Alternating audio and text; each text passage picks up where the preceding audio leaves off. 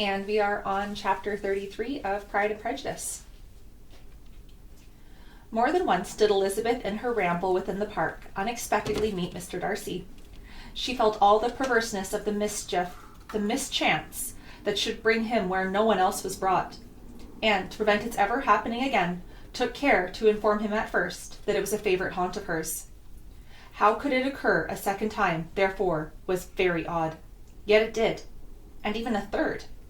It seemed like the wilful ill nature, or a voluntary penance, for on these occasions it was not merely a few formal inquiries and an awkward pause, and then away, but he actually thought it necessary to turn back and walk with her. He never said a great deal, nor did she give herself the trouble of talking or listening much, but it struck her in the course of their third rencontre that he was asking some odd, unconnected questions about her pleasure in being at Hunsford, her love of solitary walks, and her opinion of Mr. and Mrs. Collins's happiness, and that in speaking of Rosings, and her not perfectly understanding the house, he seemed to expect that whenever she came into Kent again, she would be staying there too. His words seemed to imply it. Could he have Colonel Fitzwilliam in his thoughts? She supposed, if he meant anything, he must mean an allusion to what might arise in that quarter. It distressed her a little, and she was quite glad to find herself at the gate in the pales opposite the parsonage. She was engaged one day as she was walking and re-pursuing Jane's last letter, and dwelling on some passages which proved that Jane had not written in spirits, when, instead of being again surprised by Mr. Darcy, she saw on looking up that Colonel Fitzwilliam was meeting her. Putting away the letter immediately and forcing a smile, she said, "I did not know before that you ever walked this way."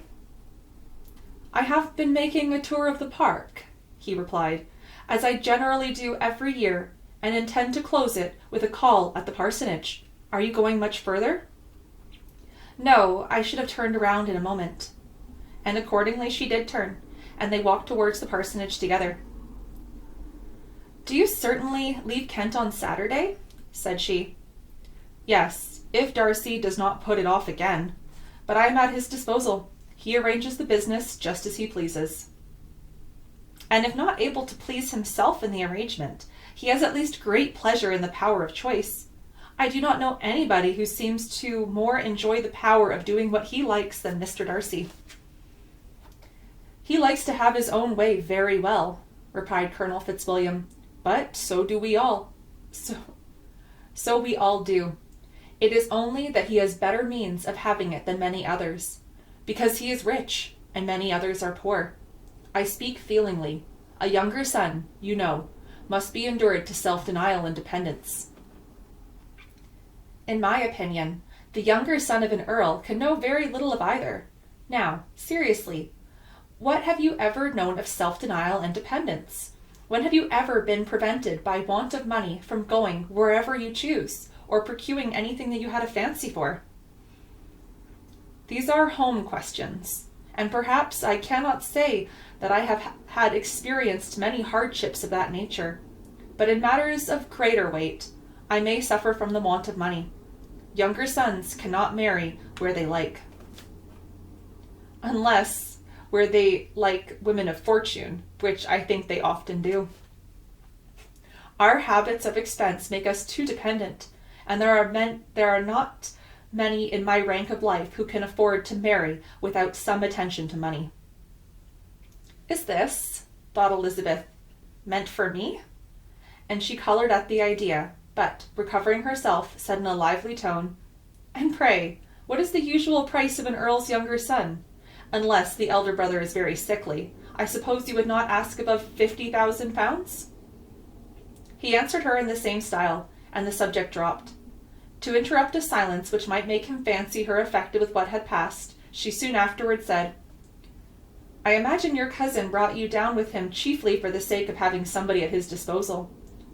I wonder he does not marry, to secure a lasting convenience of that kind. But perhaps his sister does well for the present, and, as she is under his sole care, he may do what he likes with her."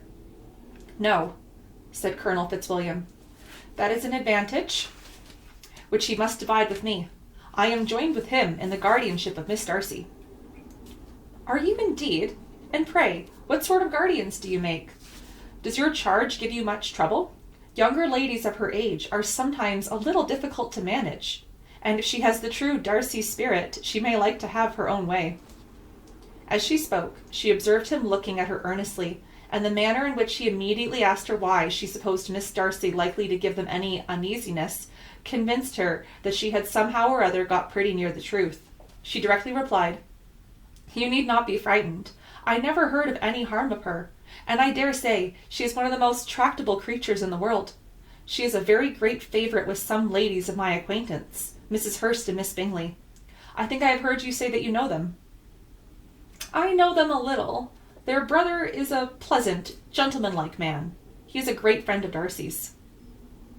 "Oh, yes," said Elizabeth dryly. "Mr. Darcy is uncommonly kind to Mr. Bingley, and takes a prodigious deal of care of him." "Care of him?" "Yes, I really believe Darcy does take care of him in those points where he most wants care.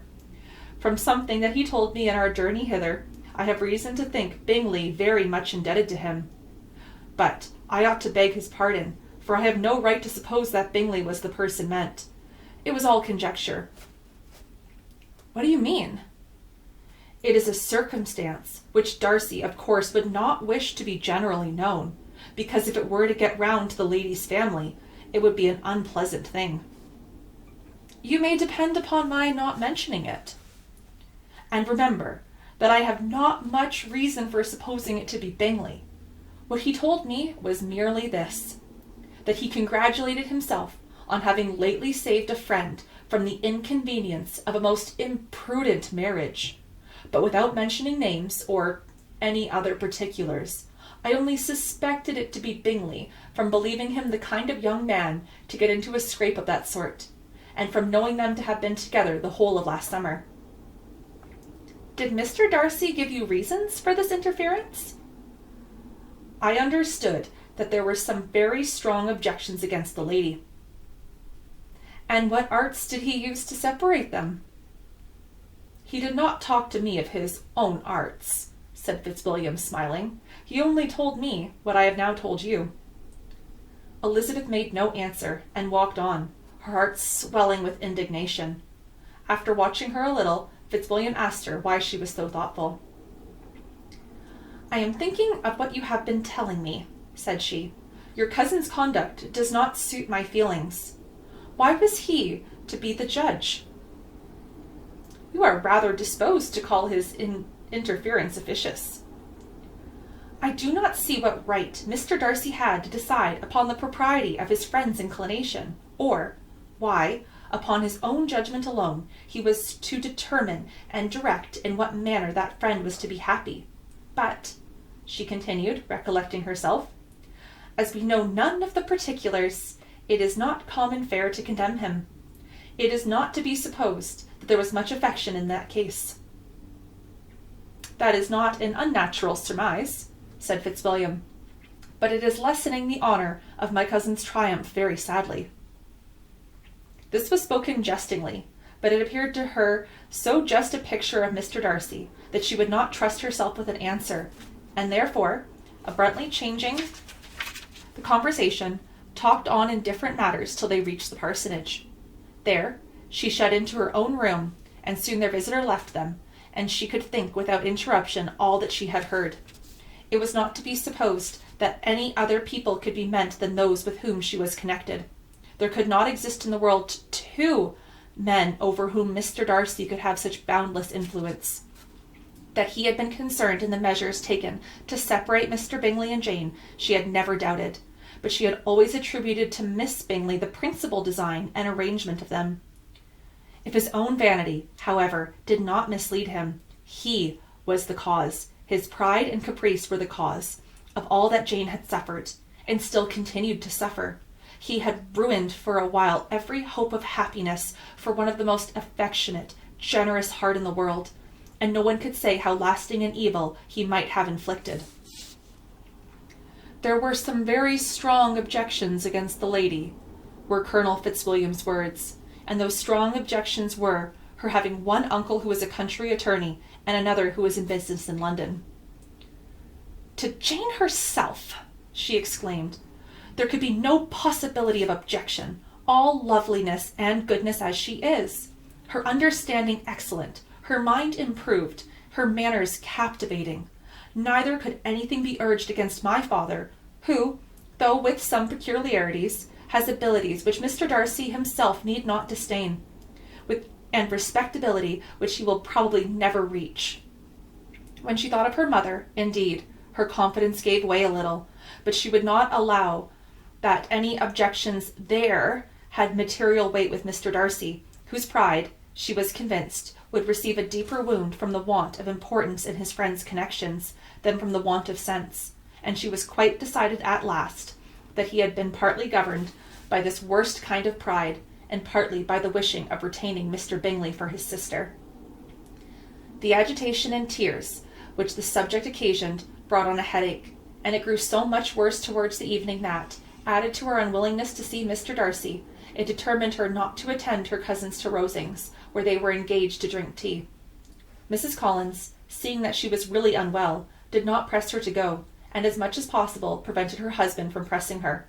But Mr. Collins could not conceal his apprehension of Lady Catherine's rather being displeased by her staying home.